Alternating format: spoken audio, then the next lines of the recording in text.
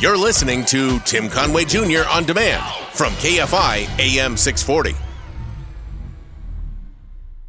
KFI AM 640. It is the Conway Show, and we got a special guest here. We'd like to, keep our ear on the Valley floor and find out what's going on in the Valley. Nobody better to talk to than one of the state senators, Caroline Menjivar, is with us. How are you? I'm doing great. I discovered you and I went to the same elementary school, Encino Elementary. At the same time, do you think? Probably not. I think I graduated a little before you. Okay. But we were going over teachers, and you remember one of my, because I had a very young teacher in Mrs. Bernstein in elementary school in third grade. She transferred to fourth grade. So I had her for both years. Okay. Which I thought was horrible because she was, she knew all my couldn't get scams. away with it. Yeah. And she knew, and I'm like, oh, great. I've scammed her. I'm on to my next teacher. And then all of a sudden she's my teacher again. I'm like, oh no, she knows all of my tricks.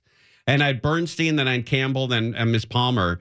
But you went there from what, first grade to fifth? Preschool. Oh, preschool. Kindergarten. All the way to fifth grade. Absolutely. Yeah, I had a great time. That was a great school. I was great the location. Handball queen. Okay. Absolutely. Tether ball. Really sporty. Yeah. I was the soccer ball queen. Okay. How about that? Did they have the Olympics? Because they had the Olympics when I was there. They did the sports Olympics. I still have my ribbons from elementary school. Wow. Yeah. No, I didn't. I wasn't a ribbon guy. I know I looked like an athletic guy, but I wasn't. I didn't ribbon in a lot of athletics. Then you went on to Portola, right? Which I also went to. Okay. In my grade level, Lisa Kudrow was a classmate of mine. They let us know that she was in our yearbook as like, oh, look who came here back in the day. Yeah. I was in her grade. We were actually friends. We knew each other, hung out at a couple parties. But she came on recently. Bellio, what was it, like 4 years ago? We had Lisa Kudrow on, and she said to me, she goes, I thought you were such a cute little blonde, shy kid. God. And I'm like, what? Look at this shy kid now. Get out of here. You ignored me when I was in junior high and high school. But she's one of the nicest people I've ever met in my life. The eighth grade quad, right? Remember that? Right. That's right, yeah. And I was in AV in junior high. Okay. So I was one of those geeky guys who would come with the projector and show everybody films and stuff like that. Still an athlete, but I was in the magnet course classes. But you went on to play basketball. I mean, I went to Birmingham. You should have gone to Taft, and you didn't. Right. I went to Reseda High School. I deviated from all my friends. They all went to Taft High School. But the basketball coach at Reseda High School left me a voicemail. I had tried out for both schools. Okay.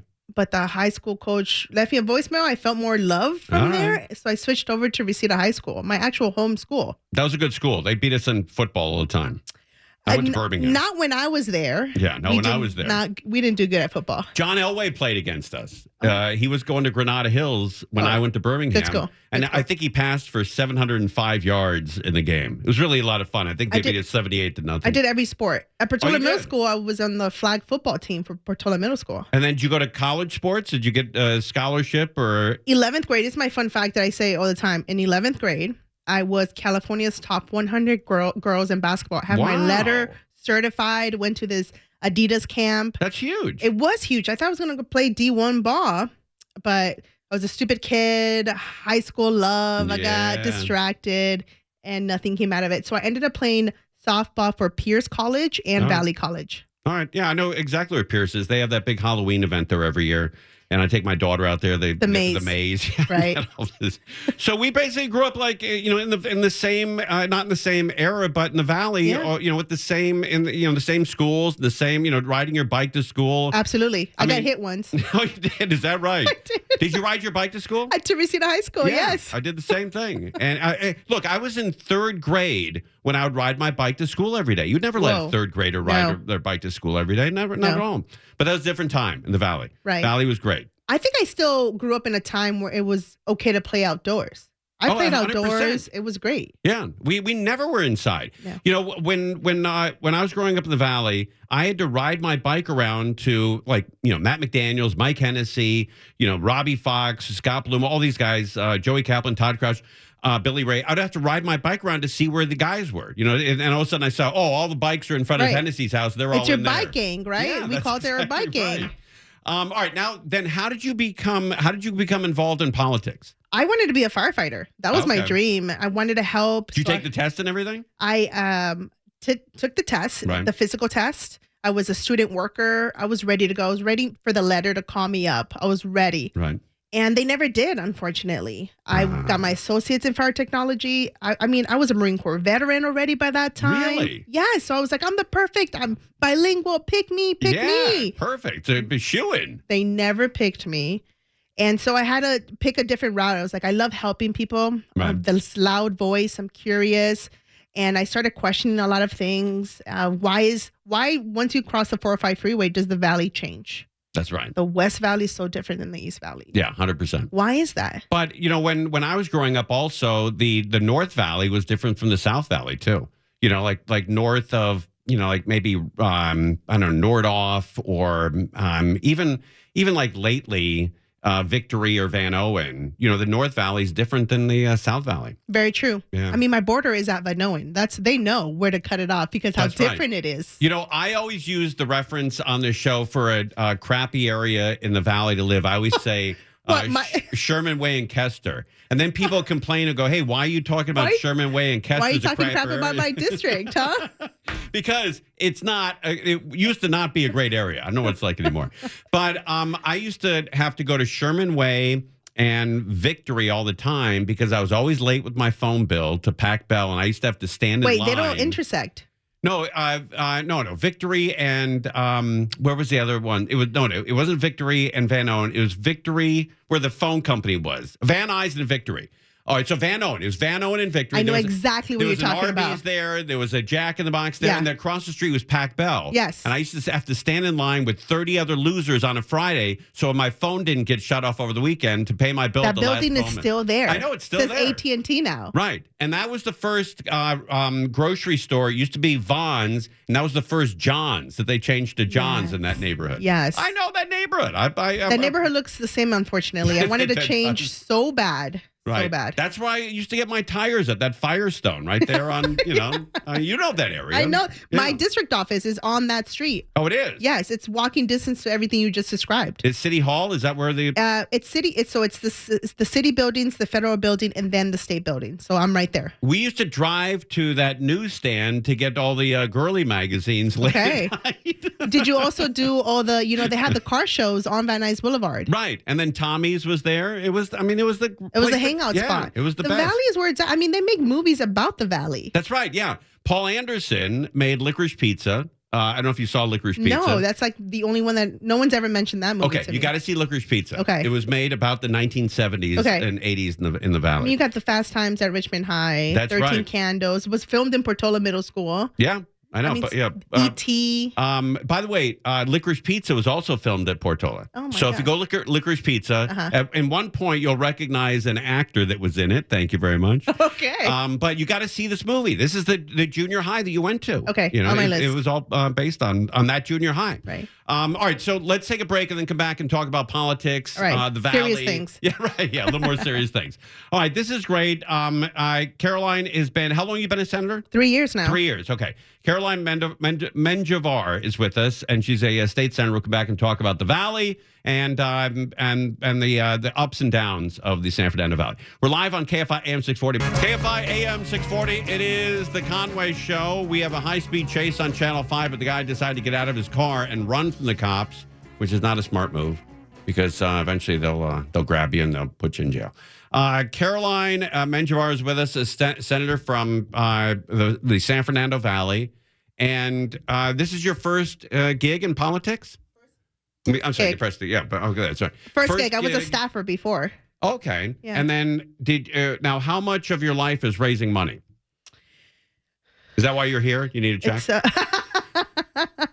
Bellio, get my checkbook. It's never ending. Right. It's never ending. Yeah. But I try not to make it majority of my job. Oh, good. Yeah. Okay, that's great. All right, so the San Fernando Valley, we have, I've been born and raised. I love it. I'm never leaving. A buddy of mine, Paul Anderson, who also grew up in the San Fernando Valley, he's the guy that directed Licorice Pizza. Okay. He's staying in the Valley. There's two of us in this world that are staying in the Valley.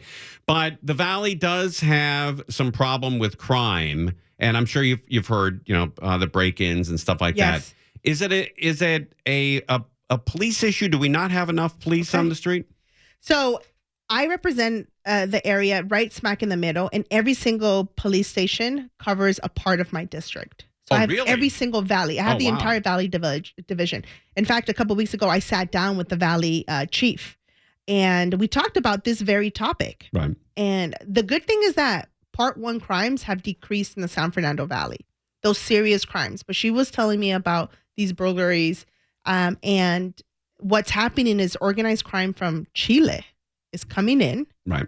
And then also people from South LA are renting fancy, expensive vehicles and driving through these neighborhoods pretending that they live there. Oh, is that right? That's how they're getting away with it. They're driving in these cars. I never heard that before today. That's wild. To blend into the Encino communities. So they didn't express that they don't have the support necessary to address it. It's just been spiking recently. Right. Let me ask you something about the San Fernando Valley. I've been a proponent of, and I love the San Fernando Valley, but the San Fernando Valley has nothing. We have no world-class hotel, no world-class restaurant, no museums, no football, basketball, baseball, hockey, no racetrack, no world-class golf course. We have nothing in the San Fernando Valley. All of our money, all of our tax dollars goes over the hill and is spent on museums and theaters. In downtown Los Angeles, they have Disney, they have the Dorothy Chandler. We need more. Here's my proposal to you, and maybe you can work this out tonight. I say we pave over the Sepulveda Basin and put a horse race track in the middle of that basin. Oh my God. Can you work that out? Yeah, I mean, let's give some Valley a little bit of credit too, right? The Rams put roots in the San Fernando Valley. Yeah, Woodland Hills, right. Yeah. So we have their practice field right there. Right. But we need a Disneyland or a Knott's Berry Farm. We need something big. You're speaking to the choir right now, right? I would love to have something like that. I do have a world-class polo field where people come and play polo. Where's that? In Sylmar. Okay, in Sylmar. All right. That's a good start. We do. I mean, I have the largest equestrian district in Southern California for a senator. Okay. And we also have the biggest airport, the biggest private airport in Van Nuys. That's a plus. I have 3 airports in my district. Oh, is that right? Aviation is big. It Whitman, Burbank? Yeah, and Van Nuys. Van Nuys, okay. I mean, Van Nuys has a little small museum, Valley Relics, right? There. But you're absolutely right. I mean, we make up 50% of the city of LA, basically. That's right. Almost 50%. The voter base, San Fernando Valley, we're super engaged. You know, we love the 2.5 kids and the white fence. You know, right. We love all that. But you're right. And I'm always screaming about come to the Valley. Don't only turn to us when you need us. Right. For like votes or whatever. Are you for seceding from the city of LA? You know what? If I was alive, I was alive, but if I was of voting age during that time, you would have voted yes. I would have voted yes. Good for you. I would have 100% voted yes. That's great. We deserve our own. Very rarely do you get senators that honest, to say that. They always say, no, we're a big city. We belong together. But we're too big. We're too big. I know we are too big. We're too big. And the Valley is great. The Valley's got, great cops. Fire department in the Valley is terrific. Amazing. And the schools have gotten better too. Over the last 10 or 15 years.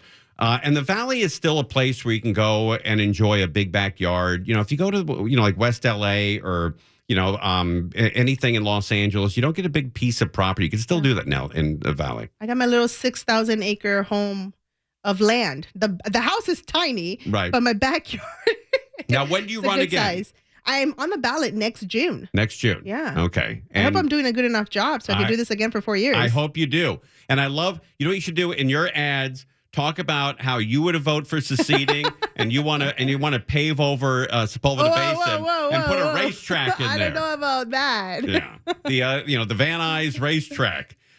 But I think we deserve something, big in the Valley, something really nice. And I don't know, the Sepulveda Basin, I always say that because it's such a big piece of property and it's not being utilized. I think we could put something really cool there. We did vote just to bring in a lot of money to try to invest. And I saw some renderings and I called it the Star Wars land. It looks like Star Wars. Okay. So we're going to see some changes to the Sepulveda Basin. We just invested a lot of millions of dollars, tens of millions of dollars. We're going to see some changes. I have noticed changes in North Hollywood and in North Van Nuys off Sepulveda, where they used to have, a lot of, I don't know how to say it, streetwalkers or, ladies of the night. Right. They've wiped all of that out. Right. LAPD has wiped all that stuff out. And it's gotten cleaner and it's gotten nicer. I think we're on the right path. A lot more to be done. but we are on the right path. That's right. All right. How do people get a hold of you online or Yeah. So I try not to be a super, super boring elected official. So my Instagram, I try to be as nerdy as possible. All right. So at Sen, which is short for Senator, Sen Caroline Menjivar, Menjivar. Just think Sweet Caroline, but I'm not always sweet. Excellent. Okay. Do you have to argue with a lot of people up there? How often are you in Sacramento? January through September. I just finished 3 days ago. Okay. This past Saturday. So I'm done with the legislative session up in Sacramento. So I'm going to be roaming around the district from Burbank all the way to Canoga Park. How do you feel about Proposition 50? Okay. Listen, y'all. Prop 50, November 4th. We got to get it done. We need more time. We need more time to talk about this. Okay.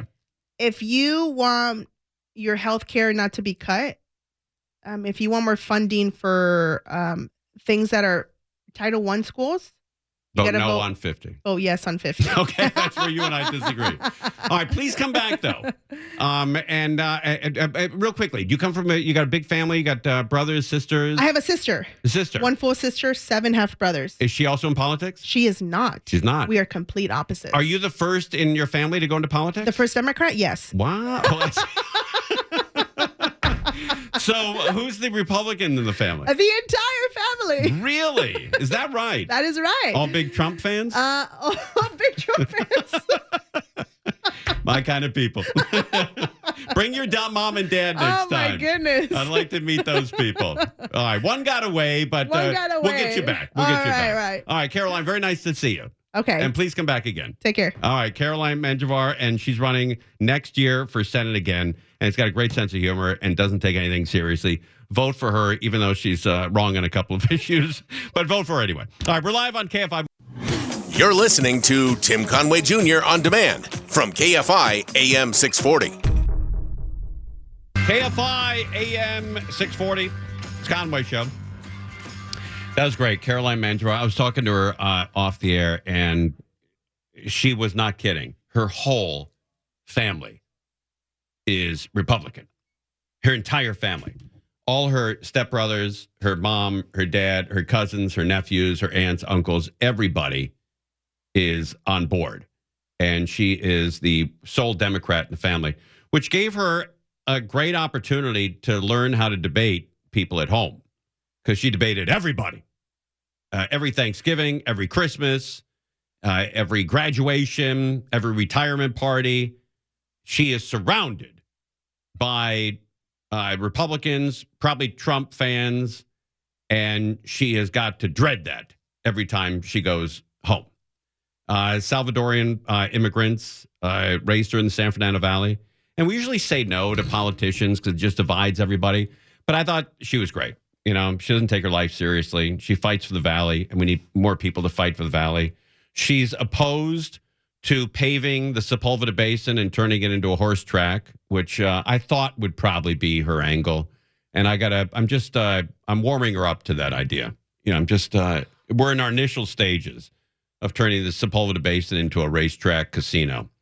That would be great. The Valley has no casinos. Not one. What would you name the casino? In the Valley? Yeah. Conway's. Ding Dong, the Ding Dong Casino. I don't know. That's a good question. But look, the city of LA has 100 card casinos. You go out to Inland Empire. They've got Yamava out there. They've got Saboba, and then even further than that, Morongo. There's 1 million casinos in California. There's 2 million people that live in the San Fernando Valley, maybe even 3 million by now. And there's not one. There's not a single place where you can go and hazard part of your wages on the outcome of certain events, which might actually have saved my life. She said there was a polo arena that involves horses.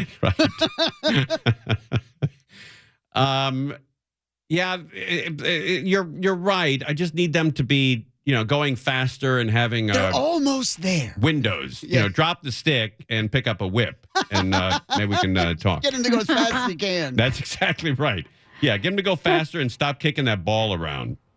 That's such a great slogan. Drop the stick and pick up a whip. Yeah, right. Yeah, perfect for 2025. Yeah. A great website. Hey, anybody want to join my website? Drop the polo stick and pick up the whip. Oh, Christ, it's crashing with so many people who want to get involved and get on board.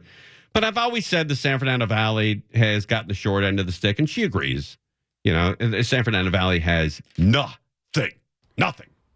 Absolutely nothing. What was that, Angel? Oh, she sounded really receptive to She's doing great. something to the Sepulveda Basin. Yeah, no, she's on board because we don't get enough rain where you need the entire basin as a catch for all the rain. You can use just the south end of that dam, and those golf courses, the Woodley Golf Course, Encino, Balboa, all those golf courses, they very rarely get flooded out. Maybe once every 25 years, you'll see a flood, and they'll close down Burbank Boulevard. But the San Fernando Valley would be a perfect place. We used to have Busch Gardens. That was an amusement park at the Budweiser factory out there. Oh, yeah. And then the closest one is Universal Studios, which is technically not in the valley. It's at Universal City. It's their own city. It's not the San Fernando Valley. And then there's Six Flags out in Valencia. But the San Fernando Valley needs a Knott's Berry Farm or a Disneyland or a Six Flags or a studio. I mean, we have in Burbank, you have the Warner Brothers tour, but how many people have been on that? Bellio used to be a tour guide at Bellio. What years were you a tour guide at Warner Brothers? Like 2000. London, England. 2000 maybe? Okay. 1999, I think. Okay. And how popular was that tour? Were there lines of thousands of people trying to get in?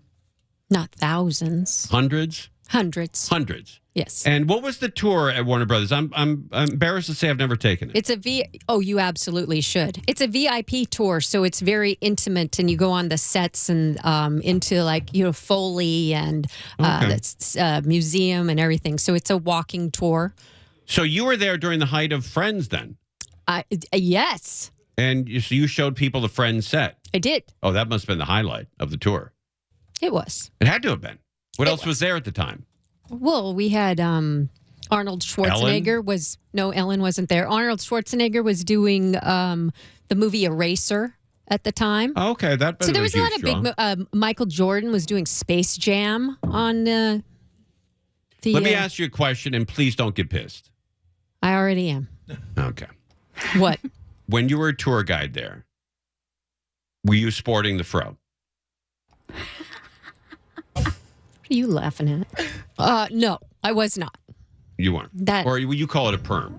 I call it a perm. Okay. And I just got one just recently. Yeah, it worked out nice, huh? No. What did that cost you to get the perm? $320. No way. Does it still smell good when you wash it? No.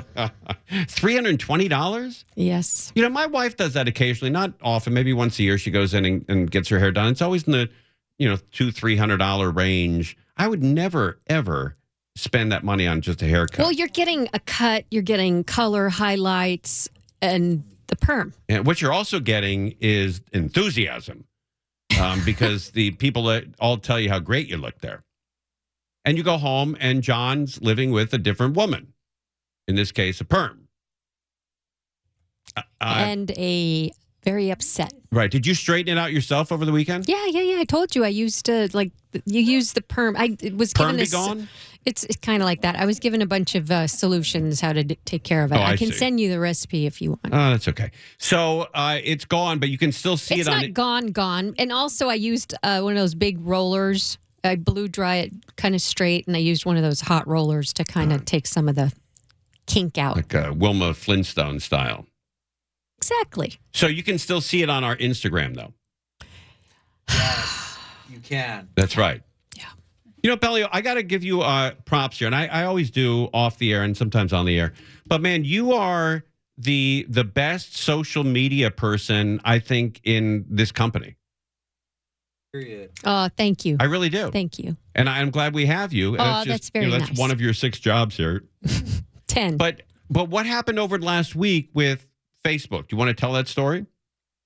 Sure. On how many more people we got? We got like 6,000 new followers In a week. in a week. Yeah, it's because of the stuff that you put up there. Well, really, it was your dad and Jay Leno. Well, okay, but you're the one putting stuff up on social media. Yeah. But if it wasn't for your dad and his legacy, and then Jay Leno and his legacy, Right. I don't think, if I had put my perm up there, I don't think we would have gotten But it 6,000 doesn't matter how they got there. They got there. No, and I want to thank everyone because that means a lot to this show. It does. So thank you. It keeps management off our back. It does. You it know? does. And how it many- keeps us with jobs. Really. That's right. How many do we have on Facebook? How many followers? Like 312,000. That's a lot. And we have room for more. We do. We've opened up room. Okay. Conway Show on Instagram, Facebook, Twitter, TikTok. Right. And that's that when we go negotiate our deal again here, or when we sign a new deal, or they want to keep us around, they absolutely look at those numbers. Yes, they do. 100%. And advertisers look at, which also keeps us on the air. And the 300,000 we have on Facebook, I think, is more than all the other shows combined. That is true. And I know they don't like that, so They I won't do say not. that. They don't like when we brag. Is it more than all the other shows and Facebook and KFI's combined? Yes. Okay. Yes. That's got to irritate some people. It does. Don't you think? Oh, we know it does. Well, So we should make it even more. just got a text from Shannon, the middle finger emoji. That's not nice. That's so rude. So rude. It is rude. All right, we got to take a break. We'll come back. We have a lot more show for you going. We've got interesting topics coming up. What a tease. We're live. Thanks for writing that out for me, Bellio. You're welcome. Your inflection wasn't right. It wasn't? What was it? What was the inflection? I said we got interesting things coming up. We've got interesting things coming right up. Okay. All right, we're live on KFI. KFI AM 640. It is the Conway Show. Robert Redford, a true legend, has passed away. If somebody had asked me if Robert Redford was still alive, I would have said no, but I'm glad he was. But he recently, did he pass away today or late last night? I think it was late last night. And the very first movie that I ever remember seeing with my dad in a movie theater was 1969 or 1970. I can't remember what year it was. So I would have been, 7 or 8 years old. 7. And I was playing outside at my grandparents' house with all my brothers, my sister, all the local kids who lived on the block. There's like 20 kids, and we were all playing street hockey or something in the backyard. And my dad comes out and said, "Hey, Tim, you want to go to the movies?" I'm like, not really. I'm playing in the yard with a bunch of kids. He goes, "Come on, let's go see this movie." So we go to Sugar and Falls Little Theater. There's probably 150 seats in the house. It was 2 or 3 o'clock in the afternoon. We walk in. We're the only 2 people in the theater. I think there was one other guy in the back, or maybe 2 other people in the back. But we had the whole theater to ourselves. And Butch Cassidy comes on. And if you've seen the movie, the opening scene is in black and white, or like orange and white. It's like old school. And I said to my dad, I said, "Hey, is this whole movie in black and white?" I was having a great time playing in the yard with the kids. And I sat there with my dad and I watched Butch Cassidy and Sundance Kid, this little theater. And it still is the greatest movie I've ever seen in my life. The greatest movie. And I still watch it all the time. I own the movie. And whenever it's on TV, I stop and sit there and watch the rest of it. And it was a huge, huge deal in my life. Robert Redford in Butch Cassidy and the Sundance Kid. Let's get a little background on the great career of this absolute huge A-list celebrity. And he did pass away this morning, by the way. Oh, he did. It was this morning. Okay, yeah, this morning. Robert Redford, dead at the age of 89. Introducing Robert Redford. From the start, Okay, Pop, I'm sorry for you. I'm sorry. he was captivating. You're very nearly perfect. It's a rotten thing to say. For more than half a century, Robert Redford mesmerized us with some of Hollywood's most unforgettable characters. Born in 1936, Charles Robert Redford, a rebellious teen after his mother's death, lost a baseball scholarship and was kicked out of college. So he tried acting. Give me your hand. Handsome and sexy, he quickly landed roles on television and stage, soon earning top billing in Barefoot in the Park, first the theatrical version, later on film. How long will you be staying with us, Mr. Bretter? 6 days. And nights, we were walking down a corridor, and I noticed that all the secretaries, oh my God, there he goes. And I just thought to myself, this man is going to become a huge star. Jane Fonda was right. Throughout the 70s and 80s, Redford set the bar for leading men. But early in his career, he worried about being typecast as just a pretty face. Early on, when there was overreaction to something I'd done, I got really nervous about what my life would be if I played into that. So he was, admittedly, picky. What's the matter with you? Then along came a Western with Paul Newman, Butch Cassidy and the Sundance Kid. If you've not seen Butch Cassidy and the Sundance Kid, you got to see it. It is truly one of the most remarkable movies, probably the best movie in the history of the world. There you go. I can't swim! I remember when I saw the film, I thought, this is a dud. Well, because there was a song in the middle of it. Raindrops keep falling on my head. That blockbuster catapulted Redford to superstardom. This one made him an icon.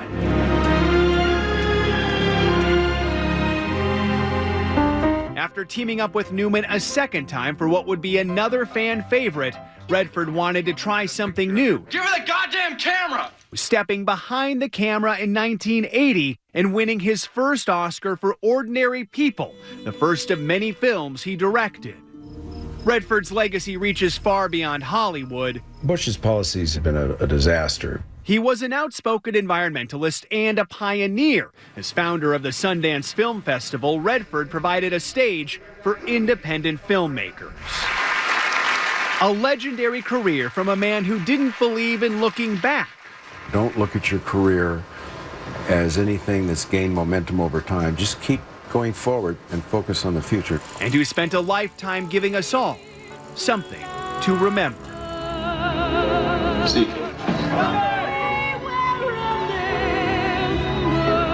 Joe Fryer, NBC News. God, I forget what a great singer he was, too.